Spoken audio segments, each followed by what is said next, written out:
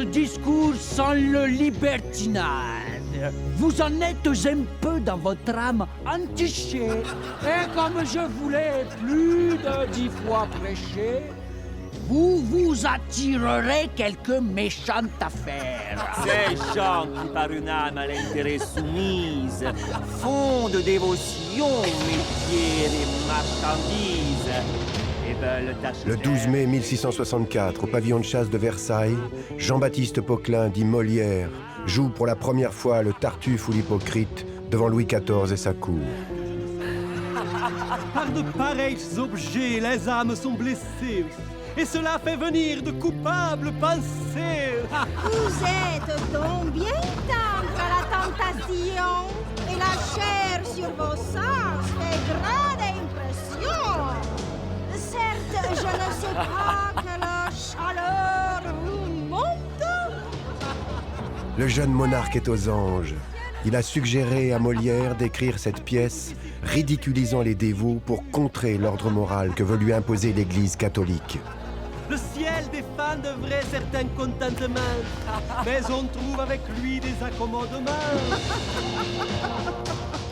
Un dévot, que dis-je? Un homme de foi qui tombe amoureux de la femme de celui dont il est le directeur de conscience. J'ai jamais vu ça. Un scandale. Un véritable blasphème, monseigneur. Demandez audience au roi.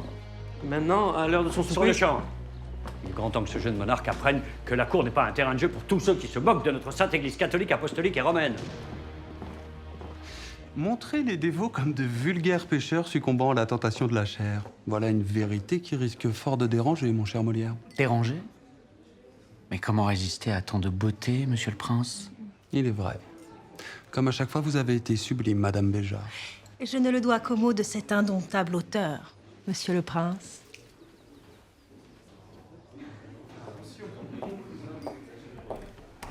Avec cette comédie qui nous a tant divertis, madame, votre mari risque à tout jamais de se voir fermer les portes du paradis. Céleste, évidemment. Car à vos côtés, le paradis terrestre ne peut être que son quotidien. Il déteste l'hypocrisie des serviteurs de Dieu. Il ne peut s'empêcher de les pourfendre dans ses vers. Votre épouse semble très courtisée. Cela ne vous offense point? Je vois dans la cour assidue que l'on fait à ma femme un simple hommage rendu à mes goûts, cher prince. Vous avez l'esprit large. Autant que mon lit. Encore faut-il qu'il soit bien grand. Ah, il l'est. Enfin, suffisamment pour y accueillir tous les plaisirs du monde. Molière n'est qu'un libertin. Pire, un affranchi et rien d'autre. Nous connaissons bien ce qui l'anime. Avec cette farce, il veut bouleverser l'ordre des choses. Cet auteur se moque du vice des hommes pour nous distraire et non pour changer le monde. Est-ce son rire ou la vérité de ce qu'il dit qui vous dérange? Un homme qui fait rire n'est pas un auteur, mais un saltimbanque. Les vrais dramaturges, eux, respectent la religion. Voyez Corneille, il ne se moque pas des gens de foi. Enfin, monseigneur. Avec son Tartuffe, Molière ne se moque pas de notre sainte Église, mais se rit des dévots de façade et des hypocrites, que vous ne sauriez défendre, j'espère. Certes. Mais le public est-il à même de saisir cette nuance? Est-ce pour m'entretenir des subtilités de l'art théâtral que vous m'avez demandé audience à cette heure tardive en me privant de mon souper? Venez-en fait, je vous prie. Sire, vous devez interdire que cette farce soit jouée. Interdire une pièce de représentation. Un blasphème de bouche, sire, que vous devez punir. Cela ne se fait plus depuis le Moyen-Âge. Je le sais, sire, mais les jansénistes... Les jansénistes. Leur volonté d'être fidèles aux Écritures sont pires que celles des protestants. Et ils mettent déjà bien à mal les principes de notre grande Église catholique pour ne pas vouloir se mêler des comédies qui se jouent à la cour, j'espère. Bien au contraire, votre majesté. Avec le Tartuffe, ces fanatiques vont profiter de crier partout que le théâtre empoisonne les âmes. Et que vous en êtes un fervent admirateur. Cela est gênant, en effet. En interdisant cette pièce au nom de la foi chrétienne, vous amadouerez nos évêques les plus récalcitrants et vous comblerez le pape qui ne sait comment les calmer. Et mon pouvoir ne s'en trouvera que renforcé.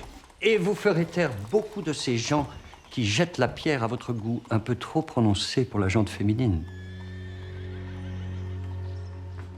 Et l'on cesserait de colporter que je préfère les charmes de mademoiselle de la Vallière à ceux de la reine. Assurément, votre majesté. Vous comprenez bien maintenant qu'il vous faut interdire cette infamie. Je verrai.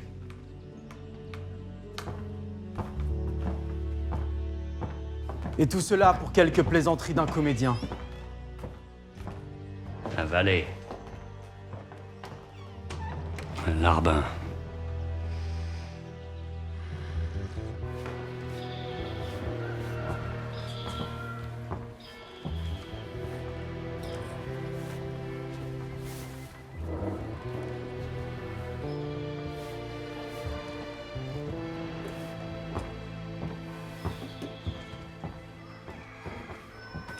Avec l'aisance que lui donnent ses succès au théâtre, qu'a-t-il besoin d'être encore valet tapissier 90 matins par an? Comédien à la scène, comédien à la cour. Cette charge transmise par son père est un joli complément à ses revenus.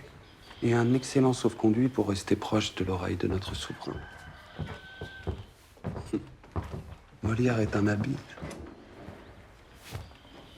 Molière.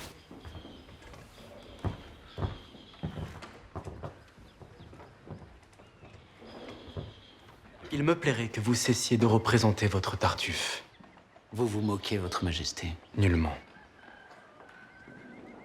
Mais je vous ai vu rire lors de sa représentation. Cher Molière, votre Tartuffe est fort plaisant. Mais il ne me plaît pas que d'autres puissent l'entendre. Sire, pourquoi priver mon public d'un spectacle qu'a applaudi le roi? Pliez-vous à notre bon plaisir, je vous prie. Mais obéissez! Pour le bien du royaume. Et le vôtre, bien sûr. puis-je savoir en quoi cette pièce nuit à votre politique? Les dévots, Molière. Sire, vous connaissiez le sujet de ma pièce? Il est vrai. Mais vous n'ignorez point l'Église avec son pouvoir de nuisance. Les affaires religieuses ne s'accordent pas avec celles du rire. Laissez-nous maintenant.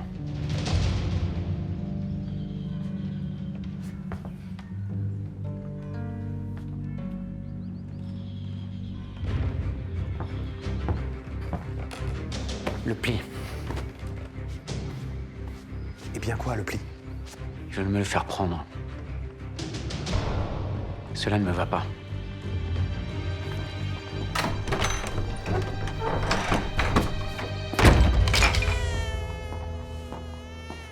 L'Église condamne notre théâtre. Et tu viens de réveiller notre petit Louis.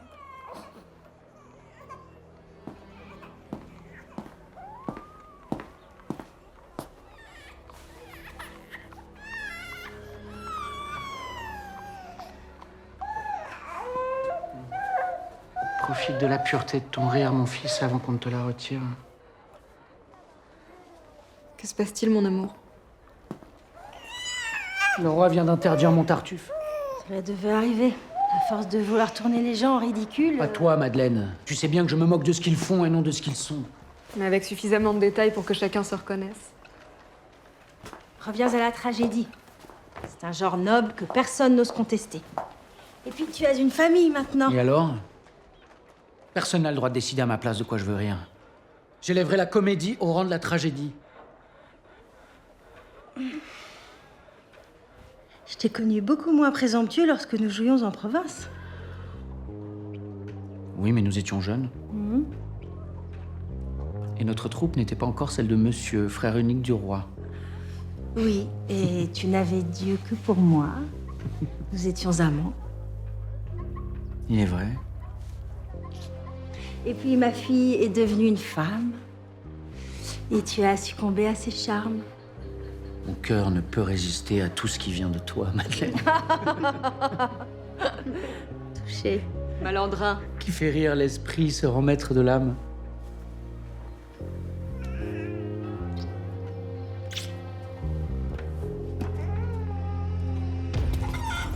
La comédie dérange le sérieux, Boileau. Et l'esprit qui fait rire menace le pouvoir. Que comptes-tu faire? Rien. On ne peut rien faire face à un roi qui s'abrite derrière la politique. Aurais-tu peur d'être traîné dans la fange? Carlo! Oui, et nous sommes deux, mon ami. Et tout cela au nom de la foi. La foi? Une foi sincère ne se mêle pas de politique. Mais la politique se mêle du théâtre. Alors que je veux juste amuser mon public. Pas avec moi, Jean-Baptiste. Ton rire est une arme, tu le sais. Ils veulent te bâillonner. Je suis un esprit libre. Je rejouerai mon Tartuffe. Au diable l'église.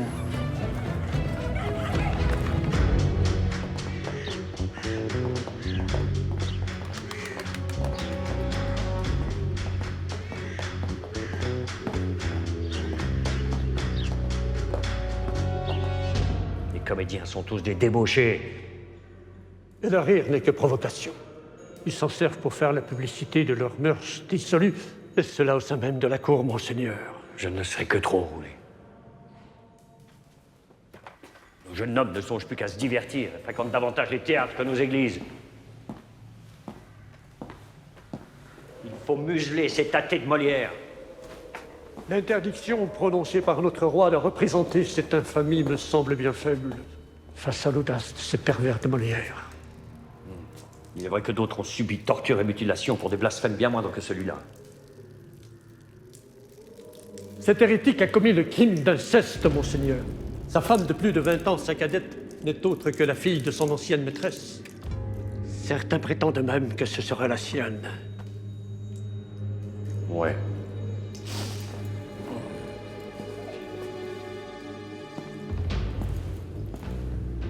Nous allons éliminer cet athée. Et je compte bien sur votre plume acérée pour détruire ce démon. Je suis votre serviteur, monseigneur. Ce monstre est bien trop attaché à la vie.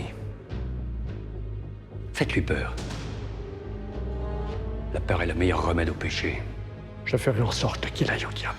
Exactement. Faites-le taire à tout jamais. Promettez-lui les flammes de l'enfer.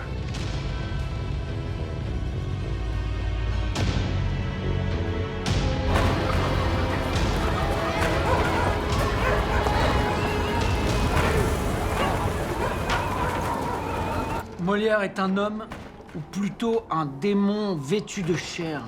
Et cet homme a eu assez d'impiété et d'abomination pour faire sortir de son esprit diabolique une pièce toute prête d'être rendue publique. Quel style, ce maudit curé roulé. Donne-moi cet étron, démon vêtu de chair. Que je vous en termine la lecture. Alors, Molière méritait, par cet attentat, sacrilège et impie, un dernier supplice exemplaire et public, et le feu même.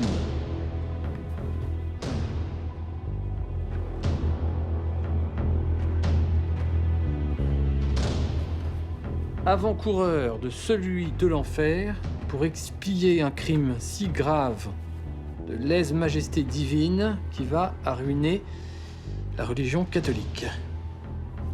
Jean-Baptiste te voilà condamné au bûcher comme un vulgaire sorcier. L'église veut te brûler vif, comme Claude le Petit il y a 2 ans avec son bordel des muses. À trop vouloir mourir de rire, me voilà condamné à mourir du rire. Allons. Il s'agit là des propos d'un charognard de carême en mal d'une quelconque rédemption. Ton détachement au monde t'éloigne trop de la violence de notre temps, Chapelle. Cette fois-ci, les ennemis de Jean-Baptiste ne sont pas de petits marquis atteints dans leur honneur, mais des fanatiques religieux. Et les fanatiques sont capables de tout. Même notre roi tout-puissant s'en méfie comme de la peste. Enfin, mes amis, quelle autorité religieuse oserait soutenir une telle diarrhée verbale sans que notre souverain y voilà une manœuvre afin de se placer au-dessus de son jugement? Tiens, attendez voir. Et à trop vouloir châtier le même homme... 12, hein? On y perd...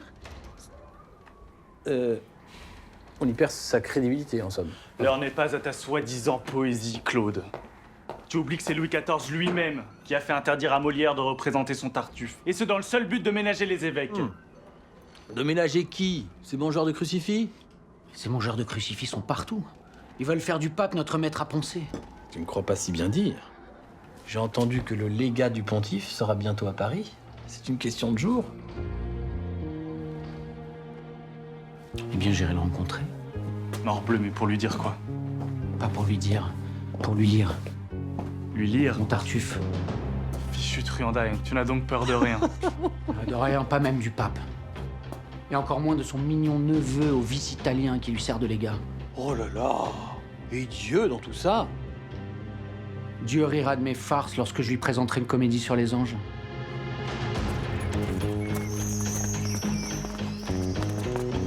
Chacun sa croix.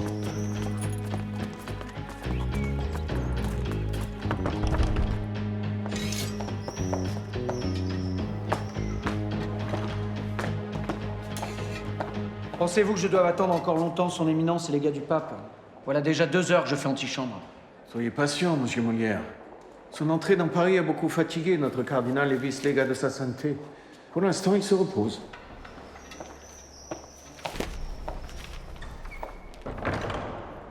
Elmire, ouf.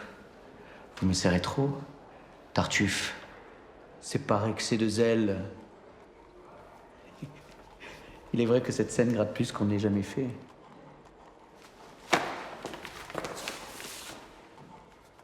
De vous faire aucun mal, je n'eus jamais dessein, et j'aurais bien plus tôt. Que fait là votre main? Je tâte votre habit. L'étoffe en est moelleuse. Je suis désolé de vous déranger, monsieur Molière. Mais son éminence Flavio Chigi est décidément trop souffrante pour vous recevoir.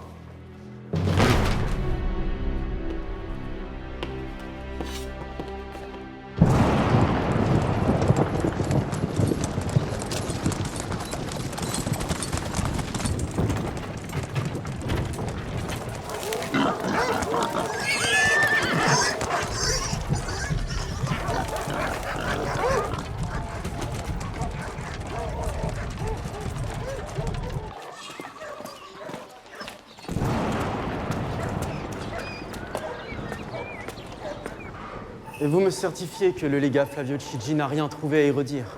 Absolument, votre majesté. Le légat ne s'est pas plaint d'avoir trouvé dans ma pièce quoi que ce soit qui porte atteinte à la foi catholique. Vous nous étonnez. Sire, je ne l'ai pas entendu émettre la plus petite des objections. Ce cardinal Chigi est bien trop loin des différends qui divisent notre Église de France. Mais votre majesté, mon Tartuffe n'a rien à voir dans toutes ces affaires. Je n'y fais rien d'autre que d'y dénoncer le mal de ce siècle, l'hypocrisie. Vous m'y avez encouragé, souvenez-vous.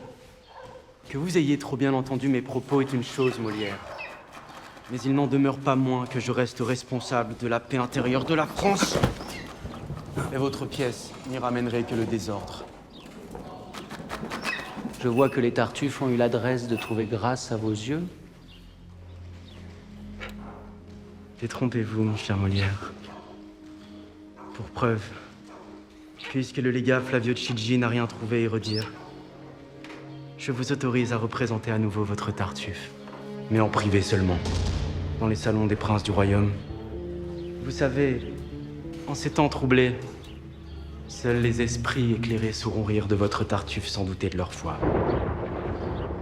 Et pour les spectateurs de mon théâtre? Attendez que nous ayons fait taire les jansénistes. Soyez patients, pour une fois.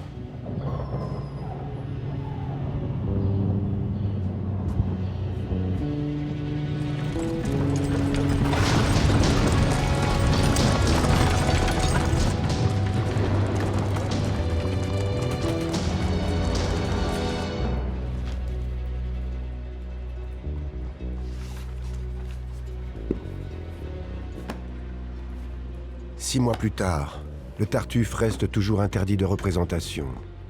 Il est urgent pour Molière d'écrire une nouvelle pièce. Sa troupe n'a plus de ressources et ses comédiens sont inquiets. Fidèle à son habitude, il se plonge alors dans les textes anciens pour y trouver son inspiration.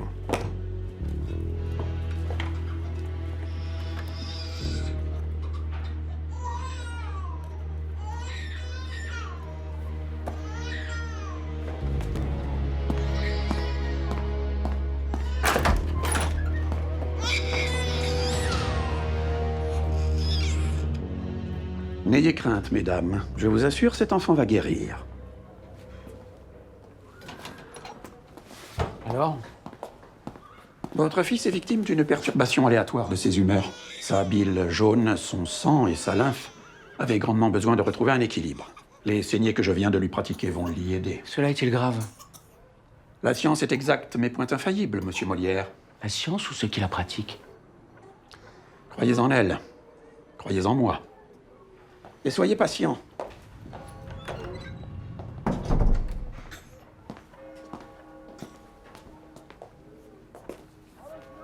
Le malade prend la vie du médecin, et le médecin prend la vie du malade. Tu ne le crois pas? Comment pourrais-je me fier à ces doctes imposteurs après ce qu'ils m'ont fait? Tu avais 10 ans, Jean-Baptiste, et ta mère était très malade. Leur savoir n'est que pur charlatanisme. Nous devons les croire. Les croire? Ce ne sont que des curés de la science. Même langage obscur. Même rituel pompeux. Mêmes habits noirs de corbeaux. Même recours à la peur pour nous soumettre à leur domination.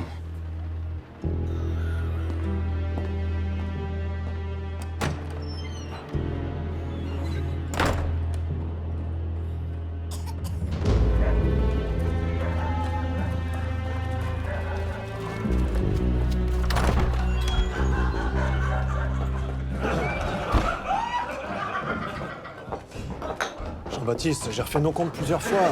L'interdiction du Tartuffe nous a mis à mal. Ce n'est pas le succès qu'a rencontré hier la première de la princesse d'élite qui pourra combler notre absence de trésorerie. Lagrange a raison. Tes comédiens se plaignent. Et je crains fort que certains rejoignent Corneille et ces tragédiens de l'hôtel de Bourgogne. Entends-nous, Molière, tu dois te dépêcher d'écrire une nouvelle pièce. Pour qu'on me l'interdise. Voilà bien le destin des artistes, hein.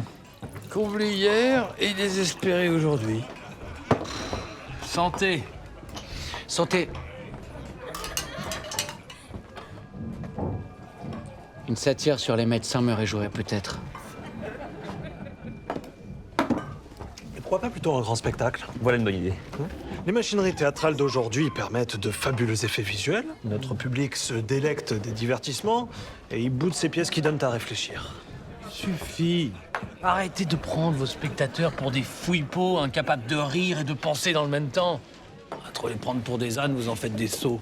C'est Chapelle qui a raison. Eh oui. Et vous n'avez pas tort non plus. Je songe depuis quelque temps à adapter le festin de Pierre. Notre vieil ami Dorimon l'avait fait, mais avec beaucoup de maladresse. J'y ajouterai beaucoup de spectacles.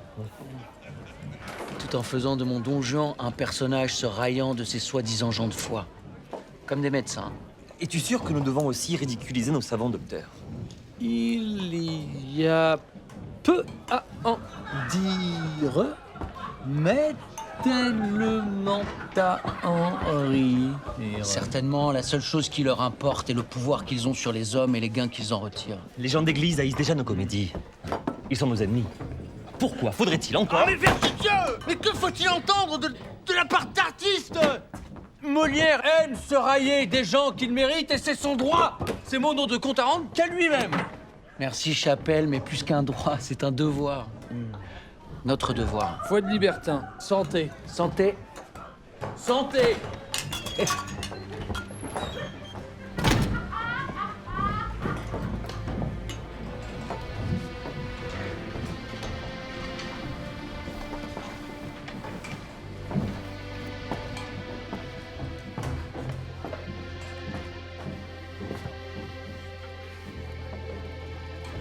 Emma.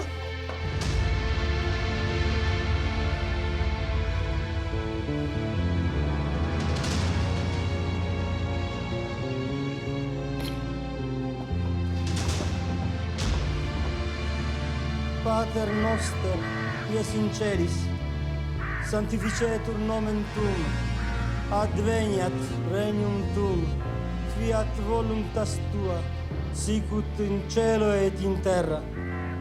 Panem nostrum quotidianus ladobis dodie, et dimitte nobis debita nostra, sicut et no dimittibus in debitoribus nostris, et ne nos inducas in tentationem, sed libera nos a malo. Amen.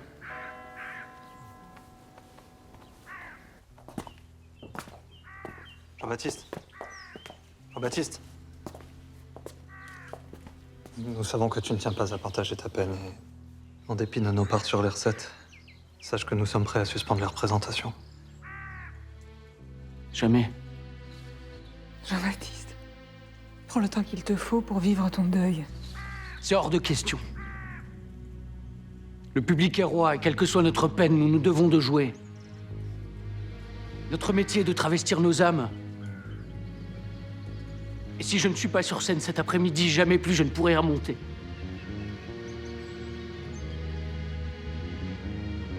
Il n'est plus question de chagrin, mais de survie. Ma sensibilité m'encombre. Et sans le maquillage et l'esprit de mes personnages, je crains d'y succomber.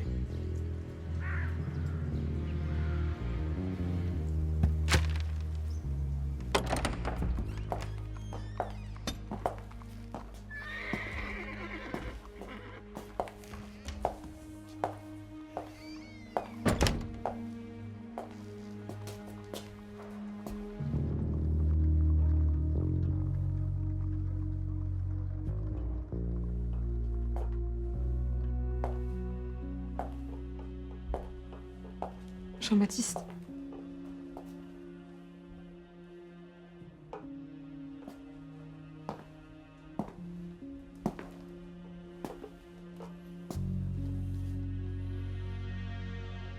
À la vie.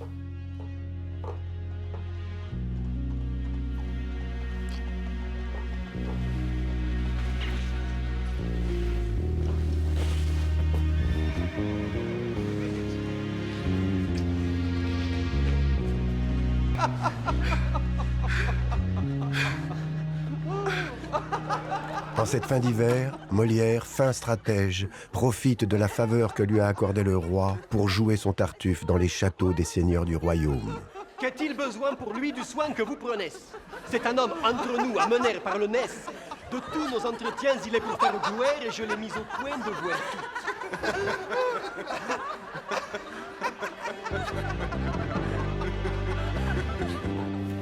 Par ses représentations, Jean-Baptiste Poquelin espère ainsi rallier à sa cause les courtisans les plus influents à la cour. Être plus diplomate, moi? Et c'est vous qui me dites ça, monsieur le prince? Vous qui, pendant la Fronde, avez pris les armes contre le roi? J'ai depuis longtemps fait allégeance à notre souverain. Et de cette mauvaise aventure, j'ai appris une chose, Molière. La ligne droite n'est pas forcément le chemin le plus court pour atteindre son but. La sincérité ne connaît pas les détours. Certes, mais votre Tartuffe... Pour tout honnête homme, la dévotion est une mascarade. Et l'hypocrisie religieuse une imposture. Alors permettez que mon rire en soit le châtiment. C'est pourquoi je vous suggère seulement d'effacer les aspérités de votre pièce. Réécrivez quelques vers, reformulez certaines répliques. Et faites croire à ces dévots qu'ils écoutent ce qu'ils veulent bien entendre.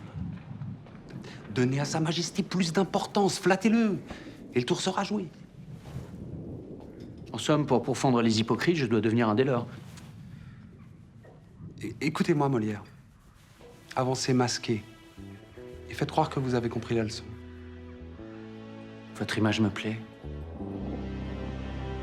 Avancez masqué.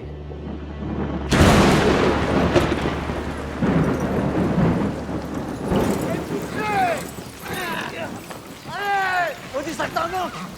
À force que je les prends, voilà, tu vois qu'est-ce que je crois devenu. T'as-tu vu? T'as le même pas que ces grusins pleines de poudre.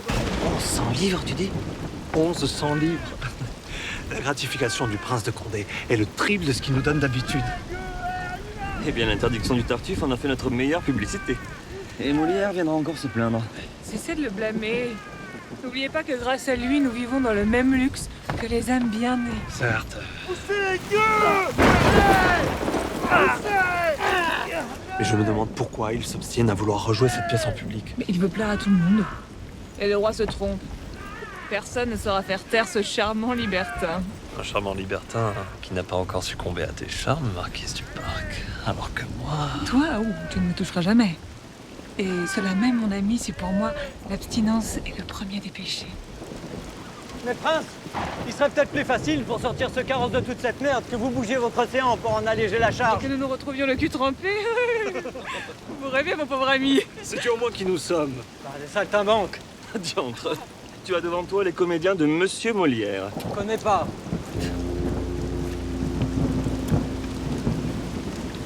Oui, vous ne croyez rien du tout. Et vous voulez cependant vous ériger en homme de bien? Et pourquoi non? Il y en a tant d'autres comme moi qui se mêlent de ce métier et qui se servent du même masque pour abuser le monde. Ah, quel homme! Quel homme! Il n'y a plus de honte maintenant à cela. L'hypocrisie est un vice à la mode et tous les vices à la mode passent pour des vertus. Le personnage d'homme de bien... Cela suffit. Tu me déçois, Lagrange. Toi qui d'habitude joues proche de tes personnages. Jean-Baptiste n'a dit que le texte de mon rôle. Le texte de ton rôle? Mais cesse de lui faire ronfler ma pièce. Ne vois-tu pas que tu vides mon don Juan de tout son sang? Ne sommes-nous point là pour le faire entendre? Je veux que tu donnes à le voir aussi. Déclamer n'est pas crier, Lagrange. Il faut te mettre dans l'état dans lequel se trouve ton personnage. Un regard, un silence, une grimace valent mieux que tous les mots réunis. Bien sûr, te voilà déniaisé. C'est autant pour vous. Pour une fois, tâchez de vous figurer que vous êtes ce que vous jouez.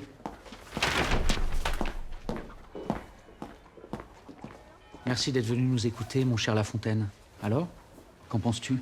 Molière, je t'admire. Et vois dans ton adaptation du Festin de Pierre un véritable cheval de Troie à la solde de tes idées. La Fontaine, tu as l'art de la métaphore. Merci.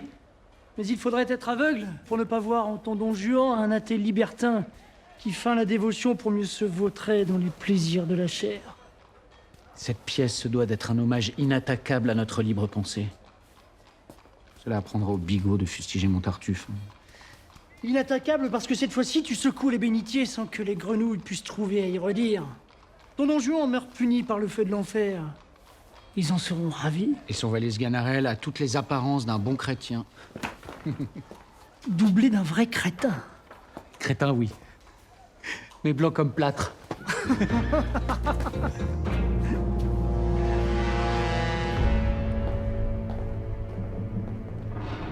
Ganarelle n'est qu'un ridicule, glouton, gouard et discoureur, monseigneur. Superstitieux en plus.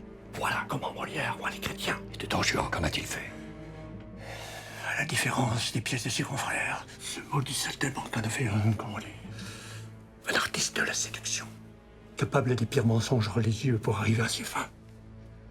Fatalitas. Quelques-uns de mes amis vertueux se sont glissés dans une répétition publique et m'en ont rapporté le texte. Voici.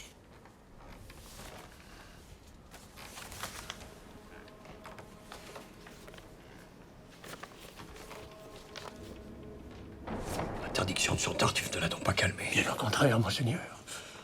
Désormais, cet esprit du mal, en condamnant ses héros, endort nos fidèles pour mieux les empoisonner. Je ne vois là que blasphème et impiété. Pareil à un sodomite, nous devons l'envoyer en enfer. Vous avez raison, monsieur le curé. À un détail près. Qu'est-il? À trop vouloir lui promettre le diable, nous avons oublié une chose. Laquelle?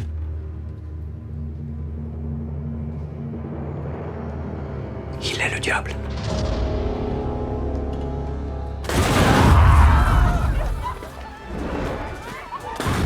Février 1665. C'est en plein carnaval que le théâtre du Palais Royal triomphe avec sa nouvelle comédie, Le Festin de Pierre. Jean-Baptiste Poquelin ne s'est pas trompé. Le public aime son Don Juan libertin. Mais face à ce succès, certains murmurent déjà que Molière serait devenu plus diplomate. Diplomate jamais. Mais masqué, oui. Mais à d'autres, mon ami. Aurais-tu sinon choisi une pièce où l'on condamne à mort son héros libertin si tu n'avais pas voulu être diplomate? Déranger sans provoquer, voilà ma nouvelle épée. Comme dans mon nouveau Tartuffe. Ton nouveau Tartuffe? Ce cabochard est en train de le réécrire. Ouais. Pas mieux le crucifier à la fin. Ou le brûler, peut-être. Et plaire à ceux qui se disent grands. As-tu oublié notre promesse lorsque nous étions jeunes, de s'embarrasser de rien? Claude, regarde-moi. Regarde-moi. Ouais. Si j'utilise leurs armes, c'est seulement pour mieux arriver à mes fins. Nous sommes des libertins, non point des assassins. Chapelle, cesse d'importuner mon mari. Qui va... Il va quoi? Qui va être un nouveau père. Et en plus, il se reproduit. Santé! Santé! Au petit Poquelin! Au petit Poquelin!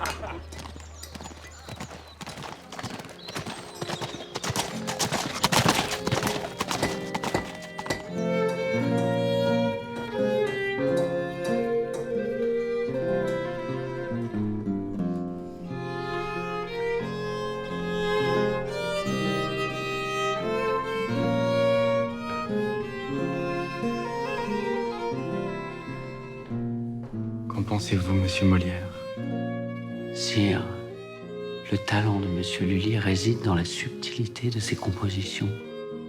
J'ai pu m'en rendre compte à chaque fois que nous avons collaboré. N'est-ce pas? J'adore cet homme. Et lui sait au moins mettre son art au service de la foi. Que voulez-vous dire, Majesté? Que vous renoncez jamais. On m'a rapporté que votre festin de pierre mettait en avant un libertin faisant fi de toute morale. Je le punis par la mort à la fin, sire. Qu'importe. Vos détracteurs n'y voient que provocation. Ah, je n'y comprends plus rien. Dans la mise à mort de mon Don Juan, les esprits libres ayant vu, eux, la condamnation du libertinage... Ne jouez pas au plus fin avec moi. Vous perdriez. Sire, vous seul pouvez juger du bien fondé de mon festin de pierre. Mais pour cela, il vous faudrait l'entendre. Soit.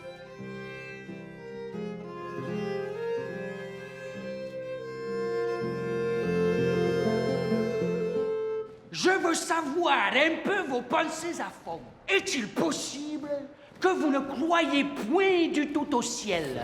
Laissons cela. C'est-à-dire que non. Et au diable, s'il vous plaît. Oui, oui. Aussi peu. Ne croyez-vous point à l'autre vie? Voilà un homme que j'aurais bien de la peine à convertir. Cela me suffit. Sire, y avez-vous entendu quelque incitation à la débauche? Non. Pour autant, il me plairait que vous ne représentiez plus votre Don Juan. Et cela même si vous avez appris à masquer vos flèches. Nos évêques ne sont pas des idiots, Molière. Je ferai selon votre bon vouloir, Majesté. Vous ne trouvez rien à y redire? Non. Vous m'avez habitué à une docilité moins prononcée. Sire, la rumeur court, et contrairement à ce qu'elle colporte, je reste votre fidèle serviteur. Je reste votre fidèle serviteur, sire. Et il t'a cru. Bien plus que cela. Il m'a félicité pour mon ouverture d'esprit et la compréhension que j'avais des problèmes du royaume. Mais tu ne lui as pas dit qu'avec le retour de ton ami Scaramouche, avec qui nous partageons la salle, nous ne pouvons garder cette pièce à l'affiche? Entretient-on le roi de détails techniques? Tu me vois lui expliquer qu'avec la lourdeur des décors de mon donjon, il nous est impossible de libérer la scène un soir sur deux et que nous sommes donc obligés d'arrêter cette pièce?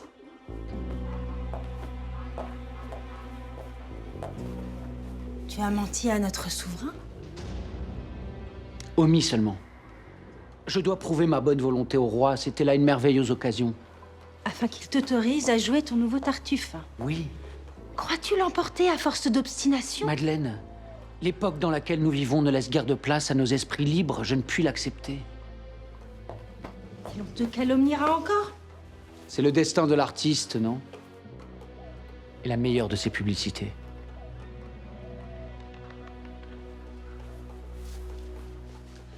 Méfie-toi, Jean-Baptiste. Si Louis t'apprécie, le roi n'hésitera pas à te condamner.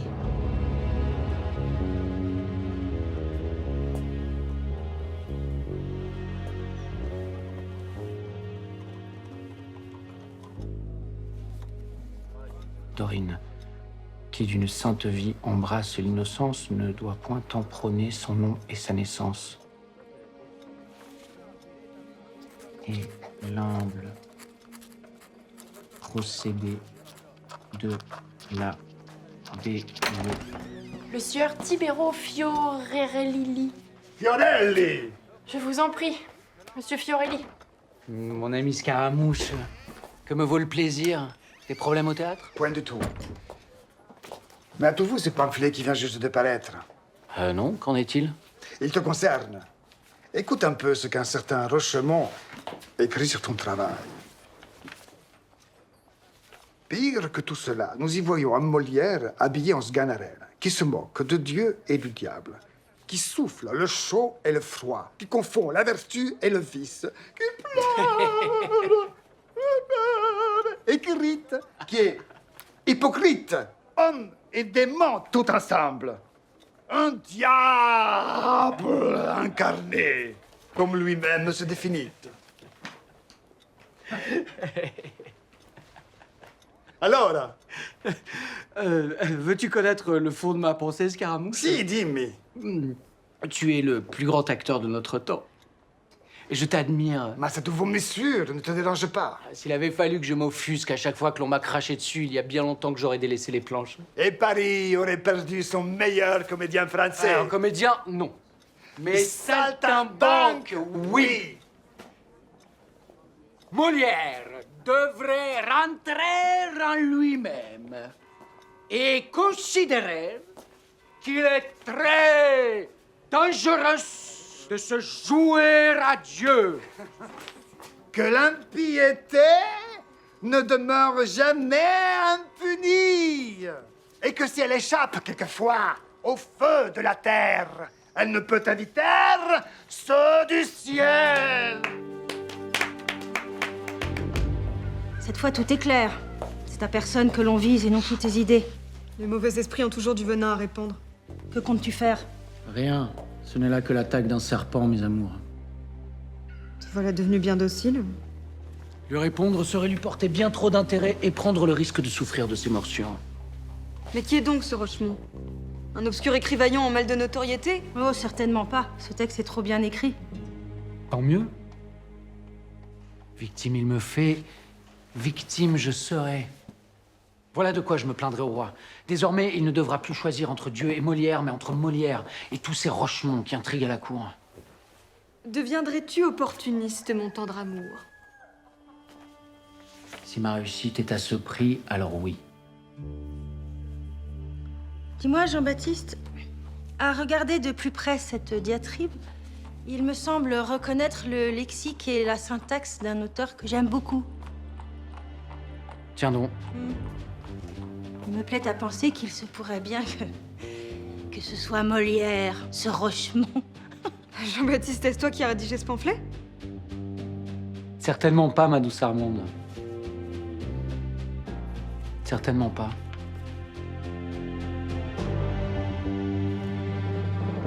Ce pamphlet de Rochemont est injuste, sire, et prouve bien que les dévots veulent avant tout faire scandale. Je vous sais gré de m'en avoir informé. Et je ferai en sorte que d'ici à quelques mois, plus personne ne trouve rien à redire sur ce que vous êtes. Vous m'envoyez très honoré, votre majesté. Cela est normal. Vos comédies me font le plus grand bien en prévision de ces funèbres oraisons qui m'attendent. Que dites-vous là, sire? Ma mère, Sa Majesté Anne d'Autriche. Sa santé ne s'est pas améliorée, ce n'est qu'une affaire de moi. Et vos médecins, que disent-ils? Tout est son contraire, comme à chaque fois qu'ils masquent leur ignorance par de savants mots en latin. N'est-ce pas là la langue des hypocrites? Vous avez raison, hélas. Une parole bien obscure lorsqu'il s'agit de la santé de ma mère, mais qui s'éclaire comme par miracle quand il me conseille de ne point trop me divertir. Point trop vous divertir? Mais rire et aimer les plaisirs de la chair ne sont-ils pas les meilleurs remèdes au déséquilibre des humeurs? Pourquoi n'écrirais-je pas une pièce sur leur incompétence? Ces médecins nous causent trop souvent du chagrin. N'est-il pas temps qu'ils nous fassent rire? Voilà qui nous amuserait. Ainsi, nous prouverions que la comédie a pour but de dénoncer tous les abus. Je vous vois venir, Molière. Pardon, sire? Tous les abus peut-être, mais certainement pas ceux de la religion. Je connais votre obsession. Oubliez vos dévots, je vous prie, et consacrez-vous à ces charlatans qui me font horreur. Vous avez raison, sire. Tenez, écoutez. Il me vient déjà à l'esprit les mots que je mettrai dans la bouche d'un de ces doctes personnages. Les diseurs d'horoscope, par leurs prédictions trompeuses, profitent de l'ambition des crédules esprits. Alors que nous autres, docteurs, profitons par nos pompeux galimatia de l'amour que les hommes ont pour la vie.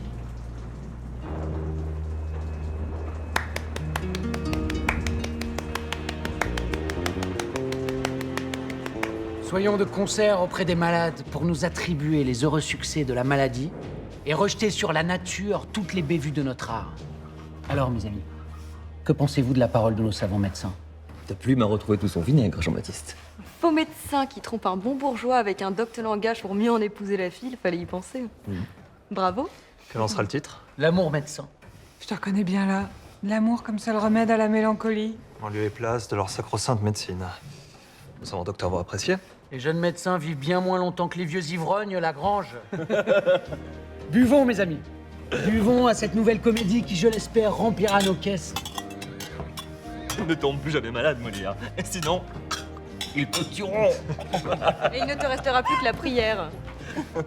Pater noster, qui es in celis, sanctificetur nomen tuum, adveniat regnum tuum, fiat voluntas tua, sicut in cielo et in terra. Nicolas, fief et coquin, je t'absous de tous tes péchés. Amen.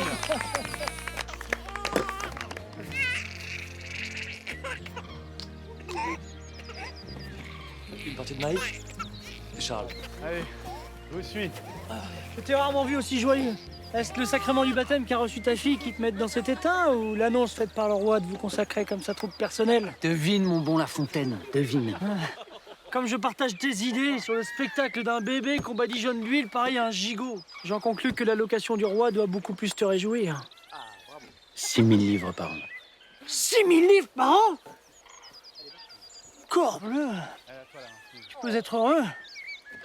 Voilà ta troupe à l'abri de bien des vicissitudes. Je bénéficie maintenant de la protection du roi et suis désormais hors d'atteinte.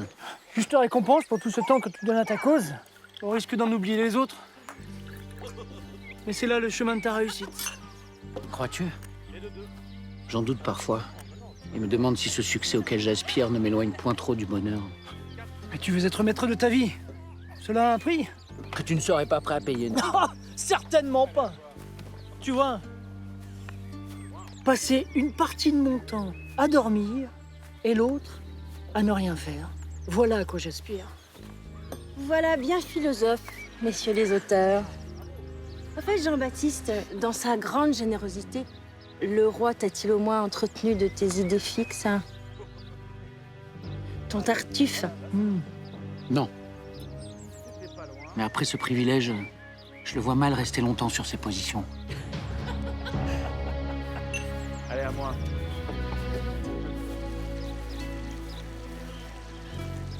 Je te retrouve, Jean-Baptiste. Je n'étais pourtant pas bien loin. Non. Et depuis cette interdiction, tu n'étais plus le même. Plus le même. Alors que je ne me suis battu que pour défendre ma liberté de rire et la vôtre de jouer. C'est peut-être moi qui ne suis plus la même alors. Que veux-tu dire par là? Notre folie, notre façon de vivre et tout ce temps que nous donnons à notre métier me lasse parfois. Moi aussi. Rêves-tu d'une vie plus... Normal?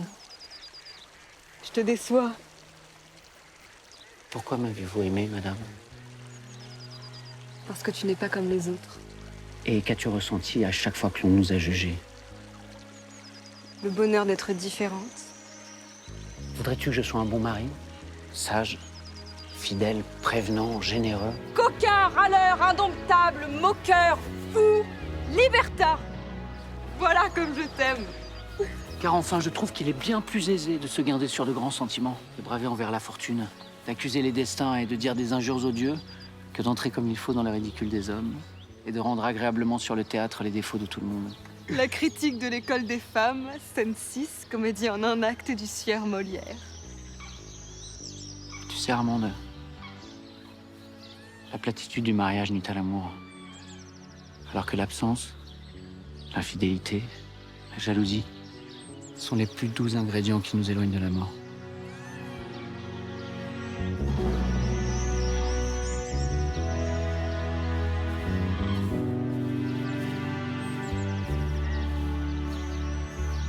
Deux ans ont passé depuis l'interdiction de son Tartuffe, et Molière ne désespère toujours pas de le rejouer. Mais le 20 janvier 1666, un événement majeur va bouleverser ses plans. La reine Anne d'Autriche, mère du roi, meurt. Le pays est en deuil. Ballets et comédies sont interdits de représentation pendant 3 trimestres. Pour les comédiens du Palais Royal, c'est un nouveau coup du sort.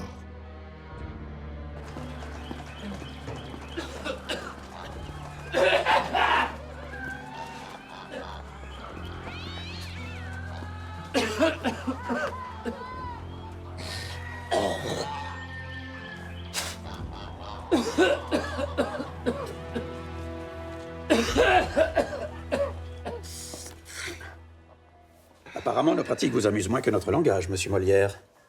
Vous voilà puni. Pardonnez-moi, mais... si la maladie châtie certains d'excès, le rire, lui, condamne la bêtise. Même malade, votre bouche ne peut s'empêcher de se moquer. Nous ne tomberons pas dans votre provocation, monsieur, et vous guérirons malgré tout de cette fluxion pléthorique qui vous est tombée sur la poitrine ou le cerveau. Vous avez oublié obturante. Pour faire parler les médecins dans mon théâtre, j'ai lu vos livres et comprends les mots que vous croyez savants. Nos mots ne sont point ceux de votre théâtre, monsieur. Et il nous plaît de... Berner les gens, oui, je sais. Allons-y.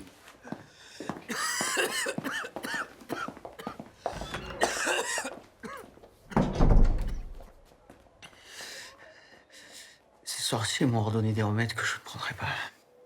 Jean-Baptiste, Je suis sûr de guérir. tu es trop libre, mon bel amour. Ils ne te le pardonneront jamais.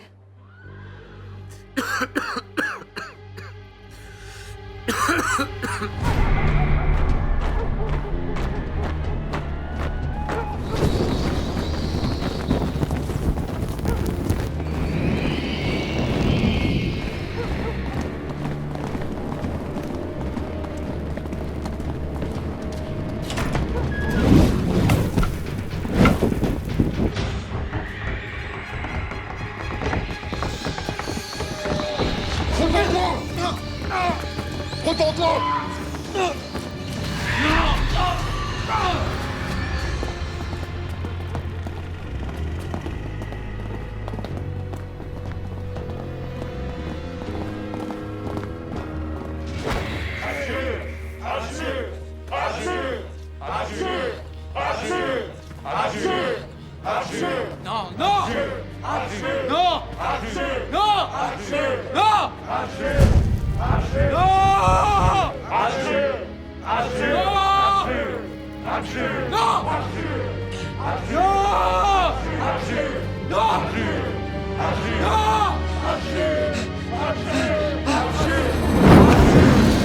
Jamais, vous m'entendez? Jamais! Jamais! Jamais!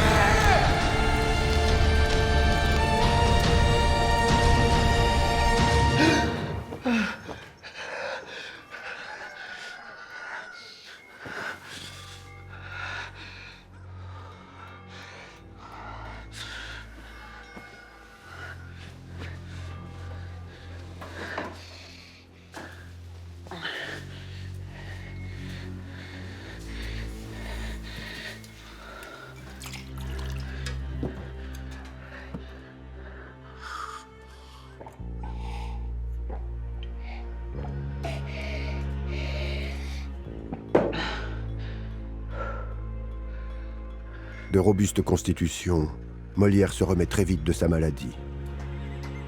Oubliant pour un temps le Tartuffe, il songe déjà à monter une nouvelle création, le Misanthrope.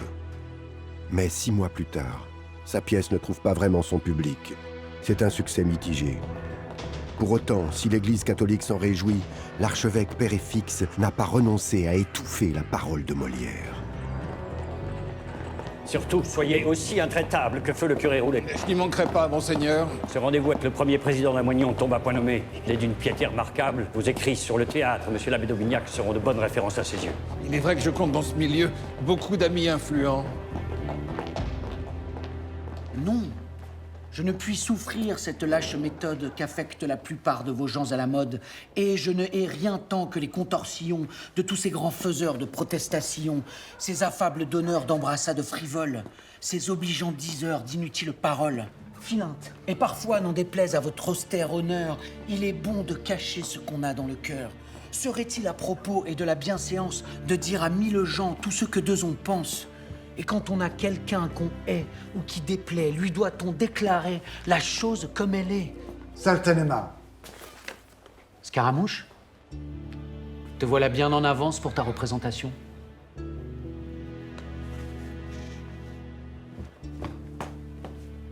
J'aime venir écouter le silence qui précède la fête. M'asseoir à côté de nos personnages et entendre le murmure de leurs fantômes qui hantent à jamais la mémoire de nos cœurs. Et toi? Moi, j'essayais de comprendre pourquoi le public a moins ri que d'habitude à mon misanthrope. C'est pourtant une excellente satire et de trop belles manières qui ont cours dans les salons. Certes. Mais avec l'absence prolongée de mon Tartuffe, je crains que quelques esprits chagrins aient interprété l'amertume d'Alceste comme la mienne. Il est vrai. Ton Alceste et ton Philinte ne sont-ils pas à la fois leur espérance comme leur contradiction? À trop avoir voulu fouiller leur âme, tu as perdu la tienne. Je me dois de rebondir. Ne devrais-tu pas, au contraire, laisser passer le temps et reprendre un de tes anciens succès? Vous seriez prêt très rapidement. J'aurais bien trop peur que mes comédiens s'encroutent. Crois-tu? Tu sais comme moi que la facilité se marie mal avec la création. Et je veux que leur talent ne s'émousse point. Il est vrai, chef de troupe nous sommes. Et s'il faut nous assurer qu'ils ne manquent de rien, nous nous devons à chaque fois de les mettre en danger. Notre réussite en débat. Voilà bien, mon cher Molière, toute une contradiction.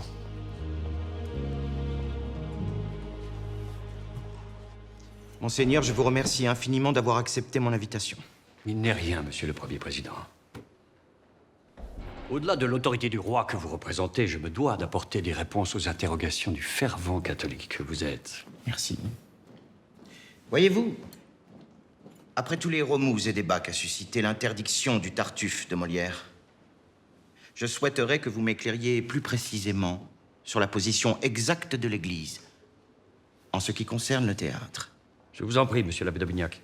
Très bien, monseigneur. Voilà, monsieur le Premier Président, nos principes sont très clairs. Le théâtre, qu'il s'agisse d'ailleurs de comédie ou de tragédie, ne doit en aucune manière traiter des questions religieuses. Comme ce Molière, qui voudrait que nos fidèles confondent la chair avec la scène, jusqu'à ce qu'ils en perdent leur foi. Car loin de se contenter des mots, cet histrion de malheur est un acteur qui, comme la Catin, utilise son corps pour représenter des situations feintes, et ce, dans le seul but de pervertir les âmes. Je vous entends, mais je côtoie des gens de lettres, dont M. Boileau, ami de Molière. Et jamais il ne m'a fait part de quelconque attitude répréhensible que je pourrais imputer au dénommé Jean-Baptiste Poquelin. Il ne s'agit pas de l'homme, mais de ses farces. Donc je préfère ignorer la vie privée de ce comédien. Expliquez. Ce Molière est un affranchi, monsieur le Président. Par son rire, il veut ridiculiser l'autorité. Sans parler de ses blasphèmes, où certains pourraient même voir un crime de lèse-majesté. Aujourd'hui, c'est la religion. Mais demain, ce sera le pouvoir. Le pouvoir? Ces libertins se moquent bien de notre foi. Ce qui les dérange, ce sont les règles, les lois, l'autorité. Bientôt, c'est toute la société qu'ils remettront en cause. Très bien. Vous nous avez bien saisis. Trop, peut-être. Mais je partage votre position, et je veillerai tout personnellement à la faire respecter. Pour le bien du royaume. N'est-ce pas? Dieu vous en rende grâce, monsieur le Président. Vous disposez de moyens que nous ne possédons pas.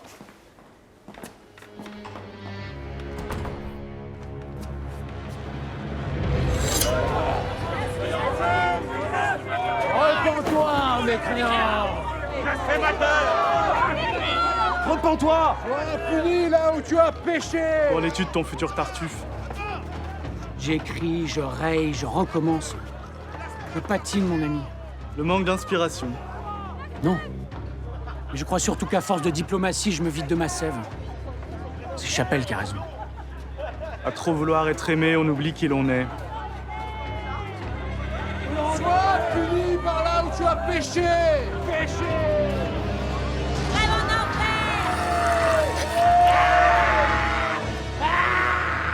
Regarde, Nicolas, voilà à quoi nous serons tous condamnés si nous les laissons faire.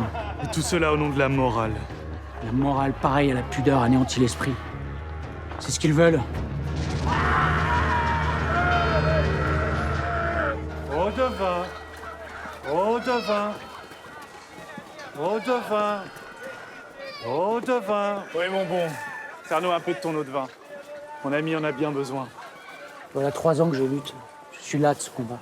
C'est une fatigue passagère. Retire-toi un moment de ton théâtre. Fais-toi désirer. Comment le pourrais-je? Le roi vient de me commander 3 nouvelles comédies pour le château de Saint-Germain-en-Laye. Eh bien voilà une belle occasion pour arriver à tes fins. Appelez eau de vin cette eau de vie pour ne point gêner le commerce de nos épiciers apothicaires. Voilà encore une belle hypocrisie de notre époque. Ainsi va le monde. Eau de vin. Que voulais-tu dire par voilà une belle occasion pour arriver à tes fins? Tu vas passer plusieurs semaines à la cour, non? Alors profites-en pour offrir une lecture de ton nouveau Tartuffe à la belle-sœur du roi. Madame aime ce que tu fais, et si tu t'y prends bien, elle saura convaincre Louis XIV du bienfait des changements que tu as apportés à ton texte. Il est vrai qu'on la surnomme l'arbitre des élégances. Et notre souverain ne lui refuse rien. Tu as raison, je m'y rendrai. Mais pas avec cette mine, je te prie. T'inquiète pas, voilà plus de 20 ans que je navigue dans les salons des princes et connais trop les grimaces qu'il faut y faire. Et vois-tu, je me demande jusqu'à quel âge je devrais encore faire approuver mes écrits par des gens qui, au nom de leur pouvoir, se vantent de connaître notre art. Ils ont l'argent. Ne l'oublie pas.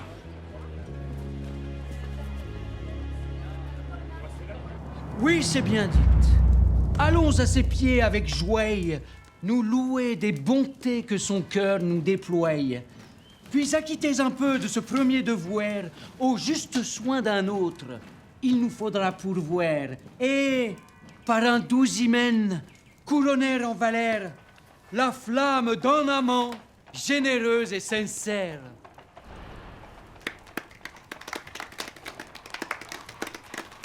Y voyez-vous là, madame, de quoi blesser encore quelques esprits mal intentionnés? Non. Et quelle brillante astuce que d'avoir su déguiser votre Tartuffe en un dangereux aventurier coureur de dot qui se fait passer pour un dévot. Et quel trait d'esprit que d'avoir su rendre hommage à l'autorité de notre souverain en faisant intervenir l'un de ses officiers à la fin de la pièce. Cela plaira à Sa Majesté. Alors peut-être pourriez-vous l'informer de tous ces changements. Je crains fort que ce ne soit le moment. Le roi se prépare à la guerre pour désenclaver notre pays des possessions espagnoles. Afin d'affirmer toute son autorité sur le plan politique et religieux, n'est-ce pas?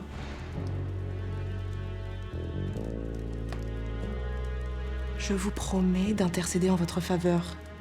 Et au bon moment. Soyez patient. Patient. Permettez-moi alors de me retirer quelques jours dans ma maison d'Auteuil afin d'apporter encore des retouches à ce texte, madame. Je souffrirai qu'après tout ce temps, on me blâme de l'avoir bâclé.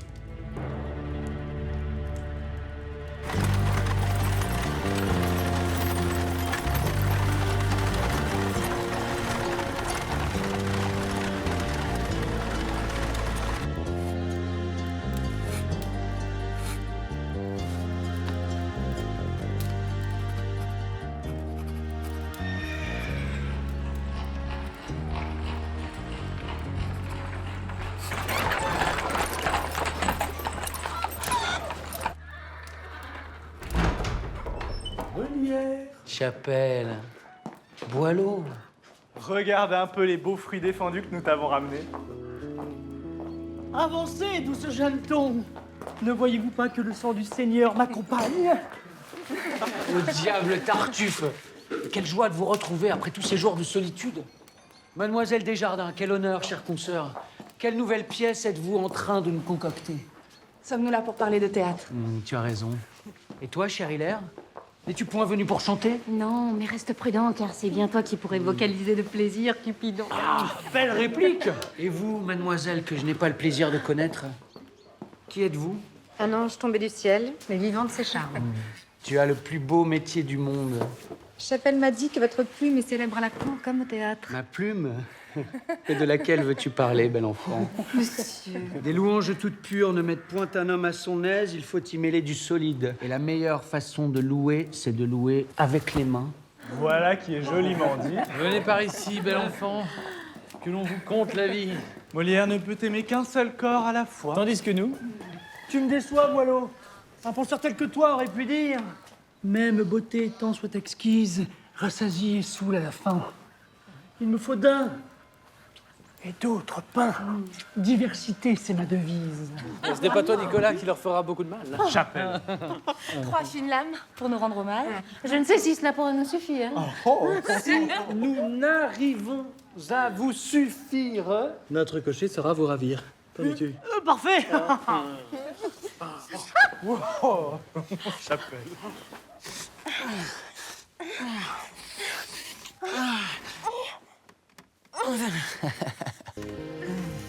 Pendant ce temps, d'autres songent à faire la guerre.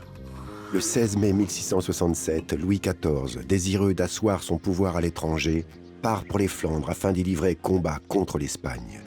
Mais au début de l'été, Madame, sa belle-sœur et fidèle soutien de Molière, fait une fausse couche. Cher Molière, l'indisposition qui m'a tenue alitée pendant quelques jours ne m'empêchera pas d'honorer la promesse que je vous ai faite. Le roi, inquiet de mon état de santé, m'a fait dire qu'il me ferait l'honneur de laisser son armée durant quelques jours pour venir me visiter. Je vous demande donc d'être présent à mon château de Saint-Cloud le 16 juillet, jour de la visite de notre bien-aimé souverain. Je trouverai bien là un moment pour qu'il vous entende. Et il va de soi que nous nous devons de garder le secret sur toute cette affaire. Au juste soin d'un autre, il nous faudra pourvoir, et par un doux hymen, couronner en valeur la flamme d'un amant généreux et sincère. Bravo, mon cher Molière. Par vos vers, vous montrez que je reste le mandataire de Dieu sur Terre. Nous vous en félicitons. Vous m'envoyez ravi, sire. Et je vous remercie d'avoir bien voulu m'entendre, malgré cette guerre que vous menez pour le bien de notre pays. C'est moi qui vous remercie, Molière. Votre rire m'a permis d'oublier pendant un moment le bruit des canons. Et vous avez là une excellente ambassadrice qui, ignorant sa fatigue, a su trouver assez de ressources pour me faire l'éloge de votre travail. Et vous n'êtes pas sans avoir noté, Votre Majesté, que Molière a eu la merveilleuse idée de rebaptiser sa pièce « L'Imposteur ». Nul ne pourra plus prétendre que cette pièce se joue des serviteurs de l'Église. Qui bientôt me reprocheront le nouvel intérêt que je porte à Madame de Montespan. Vous accordez bien trop d'intérêt aux belles choses, Majesté. Il est vrai.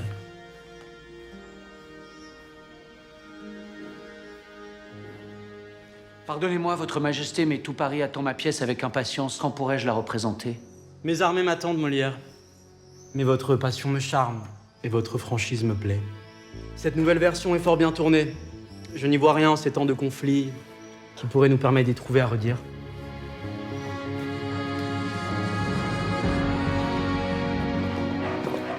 Cette nouvelle version est fort bien tournée, mon cher Molière, et je n'y vois rien qui pourrait nous permettre d'y trouver à redire. Tels sont ces mots. Il ne faudra pas oublier de remercier ces foutres de dévots pour avoir chatouillé notre souverain là où ça le démange. Je connais trop ton enthousiasme, Molière. Une autorisation écrite m'aurait plus convaincu que cette entrevue que tu ne cesses de nous jouer. Il n'a rien trouvé à redire. Es-tu sûr au moins de ne pas prendre tes désirs pour des réalités? Notre roi est reparti dès le lendemain pour le siège de Lille et tu aurais voulu que je lui demande un écrit? Oui. Dépêchez-vous, dépêchez-vous. La salle est pleine et réclame notre tartuffe. Pardon, notre imposteur. Eh bien, les amis, que les dieux du théâtre soient avec nous. Ne manque que là du parc. Que veux-tu? L'amour l'a fait se jeter dans les bras de ce dramaturge de Racine plutôt que de rester fidèle à mes comédies. C'est tragique!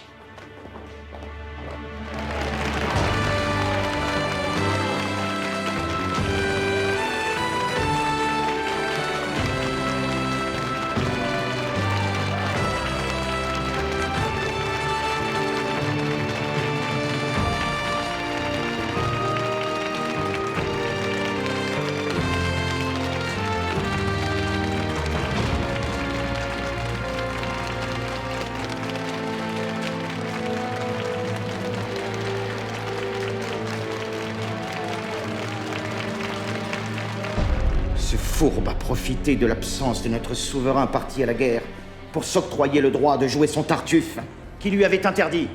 Et l'on dit même qu'il risque d'afficher complet pendant longtemps. Foutre! Mais ce Molière a oublié une chose. En l'absence de notre roi, c'est moi qui suis en charge de son autorité dans Paris. Pour autant, nul n'est censé l'ignorer, Monsieur le Président. Ce libertin n'est qu'un stratège. Et tout ce qu'il complote ne lui sert qu'à sa réussite. Au mépris des lois et des bonnes mœurs. Si cet histrion de malheur ne connaît pas le langage du droit, je m'en vais moi lui apprendre celui de la force.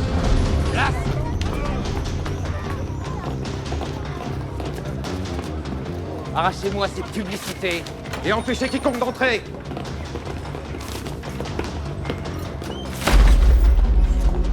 Mais un ordre est donné contre votre personne. Au nom du roi, et par ordre de Monsieur le Premier Président du Parlement de Paris, représentant de l'autorité de notre souverain, nous venons vous notifier l'interdiction de représenter de quelque manière que ce soit la comédie intitulée L'Imposteur, et ce, jusqu'à nouvel ordre. De quel droit osez-vous? Le roi lui-même m'a autorisé à la représenter. Fort bien.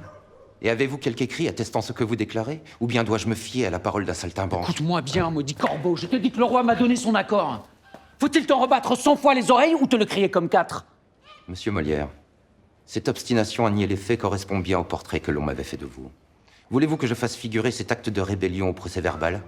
Votre pièce est interdite, et mes gardes sauront vous faire entendre raison.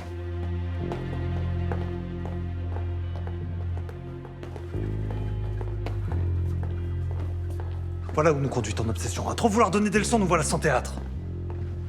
Cesse de penser à toi pour une fois.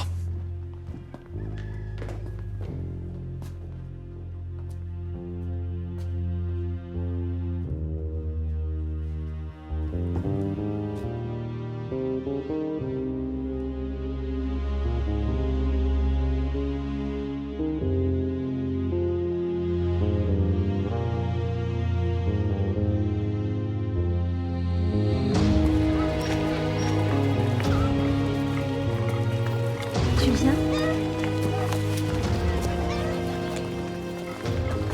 Mais il est très assuré, sire, qu'il ne faut plus que je songe à faire des comédies si les Tartuffes font l'avantage. Daigne vos bontés, sire, me donner une protection contre leur rage envenimée. Alors? J'y vois là une habile manœuvre. S'en prendre à ceux qui t'empêchent de jouer plutôt qu'à notre roi. Apportez ce placé au siège de l'île et remettez-le en main propre à notre souverain. Même en ces temps de guerre, je ne vois pas pourquoi il pourrait renier la promesse qu'il t'a faite. N'oublions pas qu'il se dit ton allié. Les rois ne sont les alliés de personne, si ce n'est de leurs intérêts.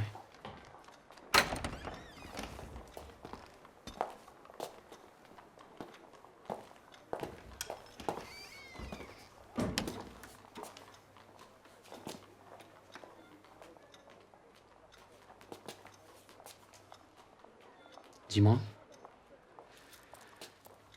Voici 1000 livres que j'ai pu dégager sur nos dernières recettes pour payer notre voyage. Et personne de la troupe n'y a trouvé à redire. Partez sans attendre, mes amis. L'avenir de nos idées est entre vos mains.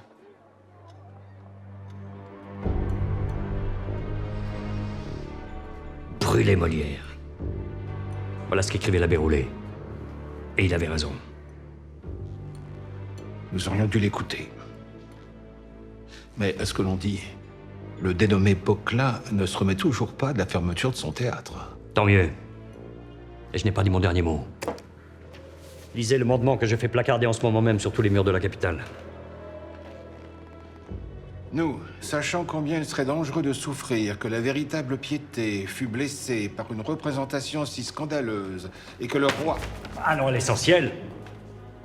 Avons fait et faisons très express inhibition et défense à toute personne de notre diocèse de représenter, lire ou entendre réciter la susdite comédie, soit publiquement, soit en particulier sous quelque nom et quelque prétexte que ce soit, et ce, sous peine d'excommunication. L'excommunication. Pour ceux qui jouent le Tartuffe comme pour ceux qui l'entendent. Voilà qui effrayera nos fidèles et réduira cette pièce à la parole du diable. Molière sera le premier de la liste. Excommunié, on le rangera définitivement dans le clan des hérétiques. Il ne s'en remettra pas.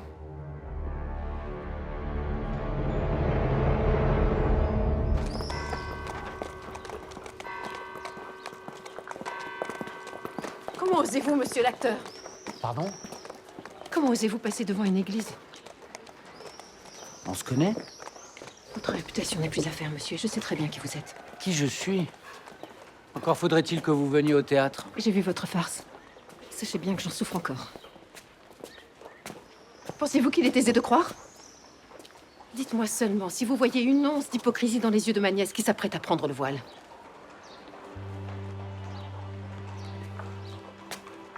Est-ce là ta volonté? Je veux épouser et servir notre Dieu. Il faut une grande force pour oublier le monde alors qu'on est faite pour y être aimée. Es-tu sûr de ne point regretter? Pas plus que vous, monsieur, qui préférez la chair à l'esprit. Quel âge as-tu pour me juger ainsi? Je ne vous juge pas. Je vous pardonne. Tu es un ange?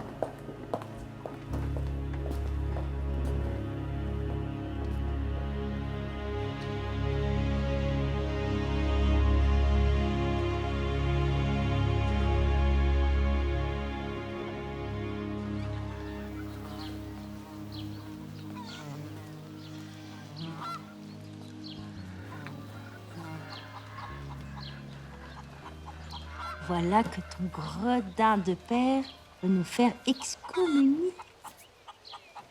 C'est un drame.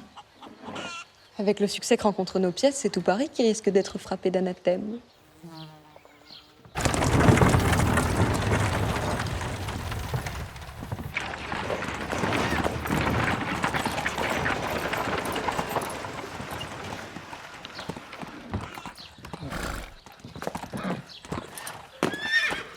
Alors, l'avez-vous vu?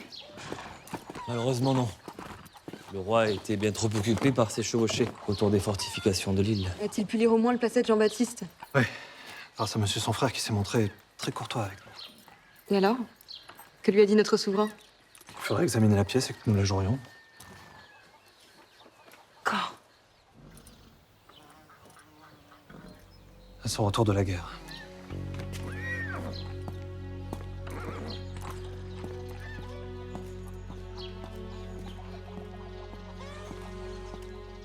A-t-il au moins évoqué la possibilité de rouvrir le théâtre pour y jouer d'autres comédies?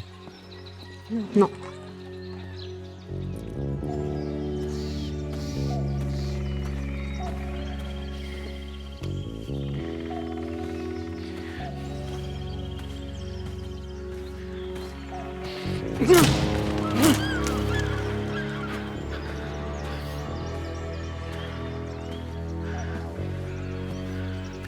Trois ans déjà que le Tartuffe est interdit. 3 longues années de censure. Les amis libertins de Molière ne peuvent rester sans rien faire. Fins provocateurs, ils ont alors l'insolence d'éditer une satire anonyme présentant le Tartuffe comme un pur hommage rendu à l'Église catholique et permettent ainsi à chacun d'en faire la lecture. Y vas-tu pas un peu fort? Mais écris, te dis-je. Et voilà, l'œuvre de ma vie serait suffisamment modeste pour ne point la signer. Oh, c'est vraiment pas mal, ça.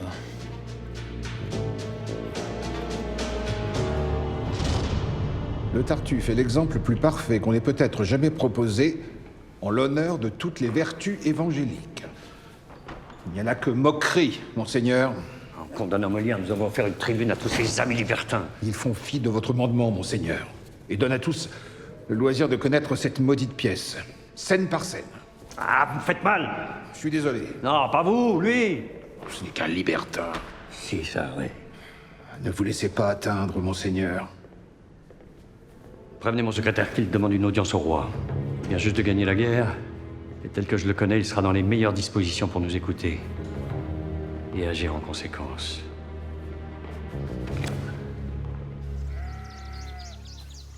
À peine revenu à Paris, j'entends déjà parler de vous, Molière. Mais je n'y suis pour rien, votre majesté. Au lieu de vouloir refaire le monde, empêchez plutôt qu'il ne se défasse. Comment pourrais-je le faire rire de nouveau après ce que l'on m'a infligé? Le rire. Vous n'avez que ce mot-là à la bouche. Le rire, sire, me ravit.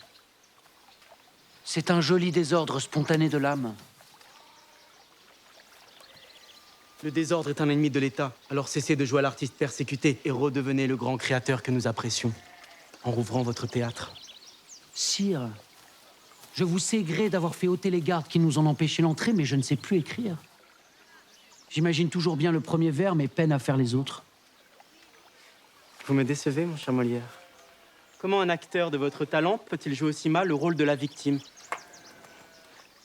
Tenez, essayez-vous à ce jeu et moi il m'exaspère. N'auriez-vous point l'idée d'une pièce où vous flatteriez les passions amoureuses des dieux afin que mes détracteurs soient obligés de fermer les yeux sur les miennes? Il faut que l'on cesse de me critiquer à ce sujet. Amphitryon, sire, voilà qui vous irait. La légende de ce prince dont Jupiter prit les traits afin de lui ravir sa femme. Amphitryon est la meilleure des illustrations pour énoncer que les dieux sont libres en amour et que les rois peuvent s'y prêter selon leur bon plaisir.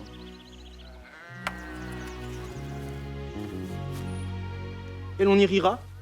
De toute évidence, sire. Alors vous m'envoyez satisfait. Et sachez que je ne manquerai pas de me rapprocher de Monseigneur Périfix. Nous ne saurions tolérer que l'on vous excommunie.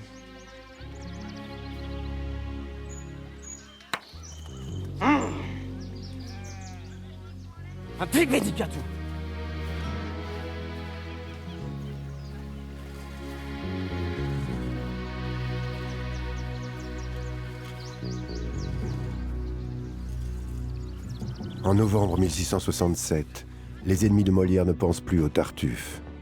Mais la parution de la traduction du Nouveau Testament en langue française vient bousculer les fondements de l'Église catholique.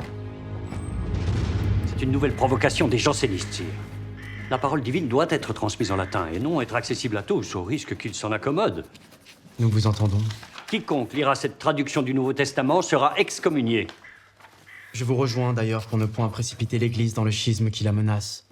Notre Conseil d'État vient d'édicter un arrêt interdisant à tout libraire du royaume d'éditer ou de vendre cette nouvelle traduction. Que Dieu vous en soit reconnaissant, sire. Je m'en vais de ce pas porter cette bonne nouvelle à nos évêques.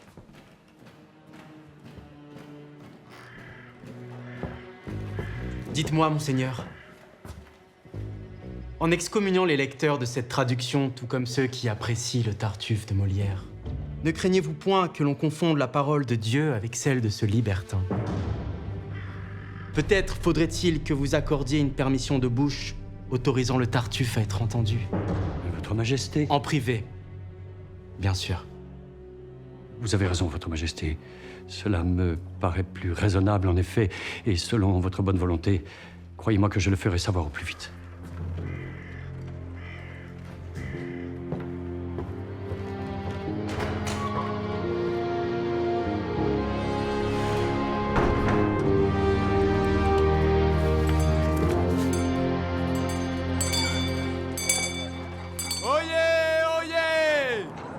Notre grand roi Louis XIV, après avoir prouvé la puissance de sa grande armée en occupant les terres de Franche-Comté, vient de signer dans son immense mansuétude un traité de paix avec les pays coalisés le 2 du mois de mai de l'an 1668 à Aix-la-Chapelle. Oyez, oyez! Voilà un souverain que bien des États doivent nous envier. Il a su affirmer son pouvoir absolu aux yeux du monde comme à ceux du pape. T'intéresserais-tu désormais à la politique étrangère, cher Jean-Baptiste? Pas plus que toi, Madeleine. Mais Louis XIV est désormais en position de force pour négocier la paix de l'Église. Et le pape, enfin réconcilié avec les évêques jansénistes, ne pourra plus rien refuser à notre souverain. Et qui à son tour ne pourra plus rien te refuser.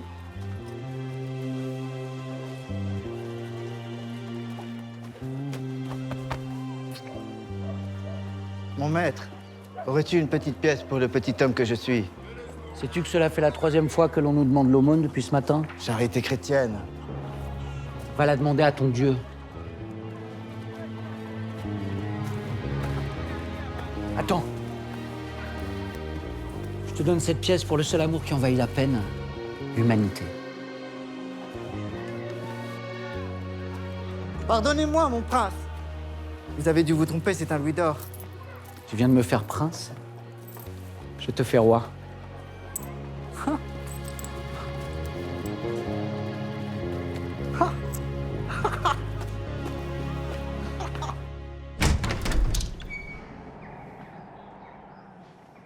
Nous souhaitons que vous parveniez à un accord de paix avec les évêques jansénistes. Je ne l'ignore point, sire, mais ils refusent d'admettre l'autorité absolue de notre pape Clément IX. Certes, monseigneur, mais ils reconnaissent son autorité sur la doctrine religieuse. C'est ce qu'ils disent, sire, mais non point ce qu'ils font. Le temps presse. Les évêques dissidents sont prêts à signer un traité de paix reconnaissant nos principes, à la seule condition qu'ils puissent garder leur intime conviction. Cela me paraît acceptable. L'honneur doit être sauf pour chacun. Votre Majesté, je vais œuvrer pour que votre volonté soit faite.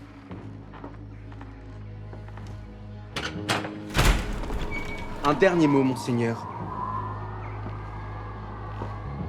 Vous n'êtes toujours pas revenu sur votre amendement concernant la pièce de Molière, n'est-ce pas? C'est une question de jour, Votre Majesté. Apprenez qu'à compter de ce temps, vous ne pourrez plus condamner aux flammes de l'enfer ceux qui refusent une soumission totale à l'autorité de l'Église. Cela est clair, Votre Majesté. Je vais m'empresser de régler ce problème. Nous l'espérons, monsieur l'archevêque. Nous l'espérons.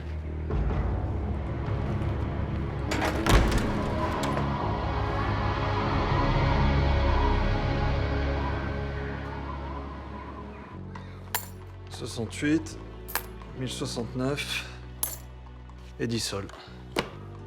C'est bien peu pour cette première de l'avare. Je m'y attendais, cette comédie est bien trop morale. Trop morale.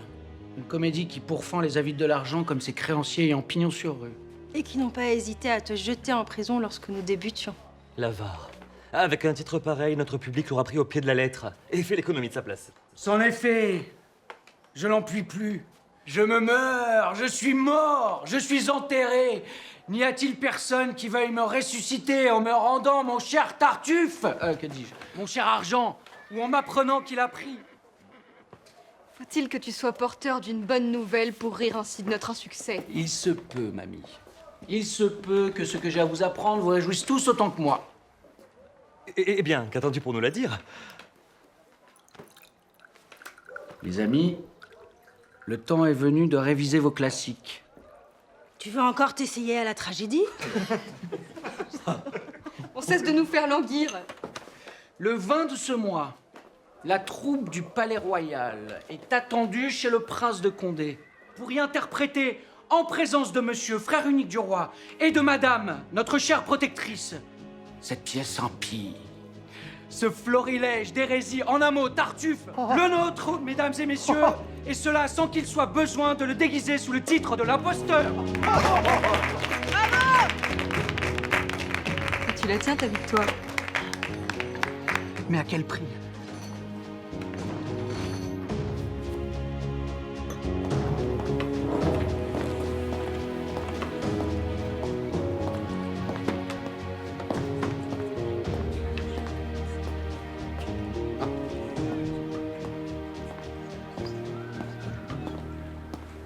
Êtes-vous prêt, Molière? Voilà déjà 4 ans que je suis prêt. Offrez le meilleur de vous-même. Et je vous garantis que madame et monsieur, ainsi que toutes les plus grandes dames et les plus grands seigneurs de la cour, seront donnés de bons arguments à notre souverain. Alors, cette interdiction publique qui pèse sur votre Tartuffe sera levée. Dieu vous entende.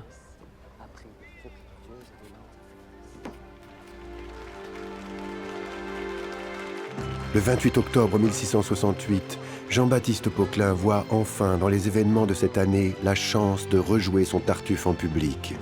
Sous l'autorité de Louis XIV et après l'approbation des évêques, un arrêt du Conseil d'État proclame enfin la pacification de l'Église de France avec les jansénistes. De cet accord qui doit être approuvé par le pape dépend son avenir. Êtes-vous si sûr de rejouer Tartuffe d'ici peu? Ah. C'est que je ne voudrais pas qu'il faille encore attendre et que d'ici là vous perdiez du poids. Élargis donc la taille et cesse de deviser, tu vas me porter malheur. Vous êtes superstitieux, vous. Comme tous les comédiens. Jean-Baptiste, marquise du Parc, elle est... Elle est quoi? Désireuse de remonter sur les planches avec nous? C'est-à-dire que... Ah, va lui dire que je l'attends. Marquise a toujours sa place dans notre théâtre, comme dans mon cœur. Molière, allez à l'agonie.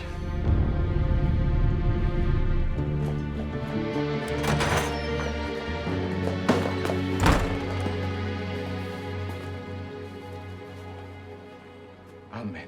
Amen. Ne craignez rien, Dieu saura l'accueillir. Abjure, marquise Thérèse de Gorla, si tu veux accéder au royaume de Dieu, abjure. J'abjure mon métier de comédienne. Et renie l'existence que j'ai menée. Je promets de ne plus jamais monter sur scène si je recouvre la sainteté. Ma vie n'a été que péché. Je vous demande grâce, Seigneur.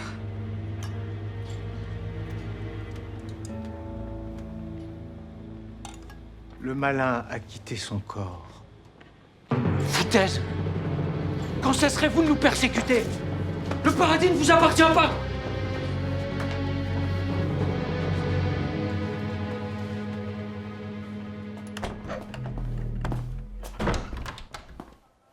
Pauvre marquise. Elle qui n'a pourtant jamais cessé de leur faire des donations pieuses et de leur commander des messes. Ces foutus mangeurs de crucifix, ils croient plus en leurs intérêts qu'en leur idole.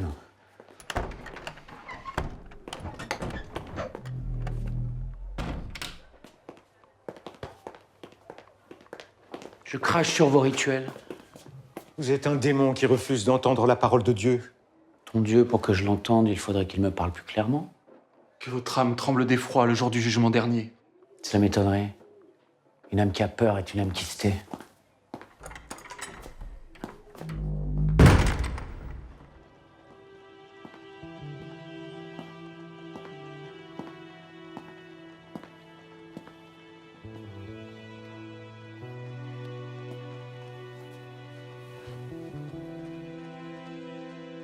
J'aurais tellement voulu. Belle marquise. Vos beaux yeux me font mourir d'amour.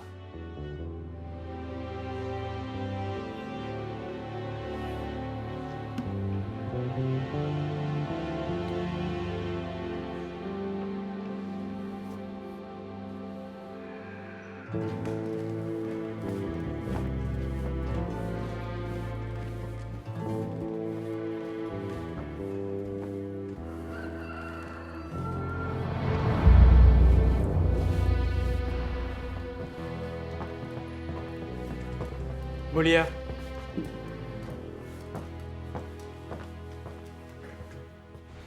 Vous a-t-on informé? De quoi, sire? Du pape. Il a ratifié nos accords. Alors? Alors le pouvoir de votre roi sur l'Église de France est désormais incontestable. Est-ce là tout l'effet que ça vous fait? Je m'attendais à une autre nouvelle. Je ne vous entends pas, rapprochez-vous. Je m'attendais à une autre nouvelle, Majesté. Une autre nouvelle? Ah oui, votre imposteur, enfin votre Tartuffe. Vous pouvez le rejouer, Molière. Pardon, sire? Vous pouvez le rejouer, et en public. Sire, Merci.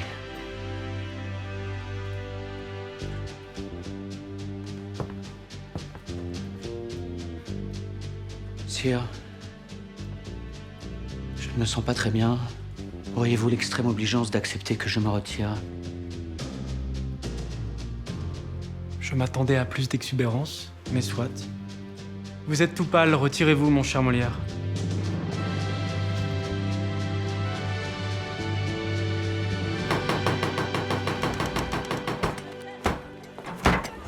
Basile, j'appelle. Dépêche-toi, nous avons besoin de toi. Mais quoi donc? Viens, te dis-je. Il faut poser des affiches dans toutes les rues fréquentées de la ville. Jarnidieu, mais quand veux-tu jouer? Demain. Demain? Mais l'imprimeur n'aura jamais le temps de les fabriquer. Chapelle les écrira à la main. Moi? Oui. À la main. Et notre misanthrope? Nous le suspendons. Une toute petite pièce. La charité. Petite pièce. Tu m'avais fait prince. Mais aujourd'hui, je suis roi. Sais-tu écrire? Je sais manier la plume pour qu'il me croque-tu. Viens, tu vas m'aider.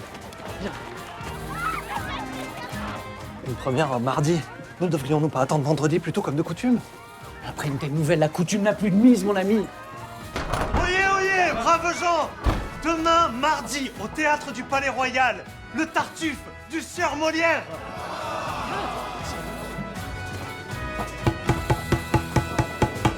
Au nom du Père, au nom du Fils et du Saint-Esprit.